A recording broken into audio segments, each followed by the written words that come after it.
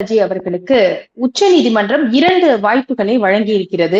அமைச்சர் பதவியில தொடர்றீங்களா அல்லது ஜாமீன் வேண்டுமா அப்படிங்கிற 2 கேள்விகள். சோ அவருக்கு முன்னாடி இருக்கக்கூடிய வாய்ப்புகள் என்னென்னவாக இருக்கிறது? இதை தாண்டி 3வதாக ஒரு வாய்ப்பும் இருக்கிறதா?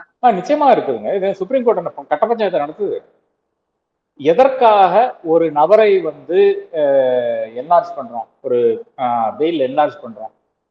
அதாவது அவர் ஒண்ணு வந்து தன்னுடைய இன்ஃபுளுன்ஸ் யூஸ் பண்ணி இது யாரு அங்க இருக்கின்ற அந்த சாட்சிகளை வந்து இன்ஃபுளுன்ஸ் பண்ண மாட்டாரு. 2 நாட விட்டு ஓடி போட்டார், ஃபிளைட் ரிஸ்க், நாட விட்டு ஓடி போக மாட்டாரு. 3 இது அதாவது இந்த கேஸுக்கு குந்தகமா வைக்கின்ற விதத்தில் வந்து அவர் வந்து ஆக்ட் பண்ணக்கூடாது. இந்த 3-4 விஷயங்களை பொறுத்து தான் ஒருத்தருக்கு வந்து பெயில் கொடுக்குறாங்க. அதை தாண்டி இன்னொரு கேள்வி கேட்கக்கூடிய அந்த அதிகாரம் சுப்ரீம் கோர்ட்டுக்கு கிடையாது. பட் இது கட்ட பஞ்சாயத்து மாதிரி எல்லாம் எனக்கு தெரியுது. ஒன்னா ஜெயிலுக்கு போங்க, இல்லைன்னா பதவி விலங்குன்னு சொன்னா அதனுடைய அர்த்தம் என்ன, பொருள் என்ன நான் கேட்கிறேன். சார், அதுக்குதான் விளக்கம் கொடுக்குறாங்கல்ல உச்ச நீதிமன்றம். சாட்சிகளை நீங்கள் கலைத்ததற்கான மூலக்கூறுகள் இருக்கு இங்க அப்படின்னு அவங்க சொல்றாங்கல்ல.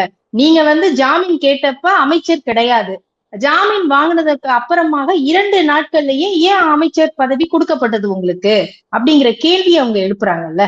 அது வந்து சுப்ரீம் கோர்ட் ஜட்ஜினுடைய இது கிடையாதுங்க, அவருடைய விங்ஸ் அண்ட் ஃபேன்சிஸ் கிடையாது. அது இங்க இருக்கின்ற ஒரு முதலமைச்சர் இருக்காரு இல்லையா, மு.க. ஸ்டாலின், அவர் டிசைட் பண்ணுவார். அப்போ ஒரு தேர்ந்தெடுக்கப்பட்ட ஒரு அரசு இருக்கிறது, அந்த அரசுக்கு ஒரு முதலமைச்சர் இருக்கிறார். அந்த முதலமைச்சர் என்ன பண்றாருன்னு பாத்தீங்கன்னா, இவரை வந்து துன்புறுத்தியது தவறு என்றது அடிப்படையிலோ இல்லை என்றால் வேற ஏதோ அடிப்படையிலோ வந்து அவருக்கு அந்த பதவியை வழங்குறார். அதுலயும் பெரிய ஒரு நாடகம் தான் நடந்தது. ஏறத்தாழ சுப்ரீம் கோர்ட்டும் கவர்னரும் ஒரே மாதிரி தானே ஆக்ட் பண்றாங்க. அதாவது நான் வந்து அவர் பதவி பிரமாணமே பண்ண மாட்டேன்னு ஒரு கவர்னர் சொன்னாரு, அதுக்கு அவருக்கு அதிகாரம் எங்கிருந்து வந்தது? அதே மாதிரிதான் சுப்ரீம் கோர்ட் பிஹேவ் பண்ணி கொண்டிருக்கிறது. அதாவது சுப்ரீம் கோர்ட்டை பொறுத்தவரை மெரிட்ஸ் ஆஃப் தி கேஸ்ல அவங்க வந்து டிசைட் பண்ண வேண்டும்.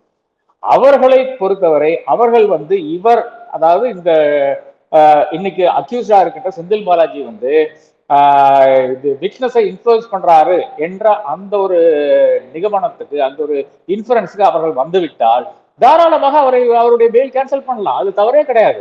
நான் சொல்றேன், இப்ப அமைச்சர் வந்தா மட்டும்தான் அவர் வந்து இன்ஃபுளுன்ஸ் பண்ணாரா, இல்ல வெளியே இருந்தா இன்ஃபுளுன்ஸ் பண்ண மாட்டாரு? அமைச்சராக இல்லாத அவர் வந்து இன்ஃபுளுன்ஸ் பண்ண மாட்டார். இது சுப்ரீம் கோர்ட்டினுடைய இந்த வாதத்துக்காக நான் சொல்றேன்.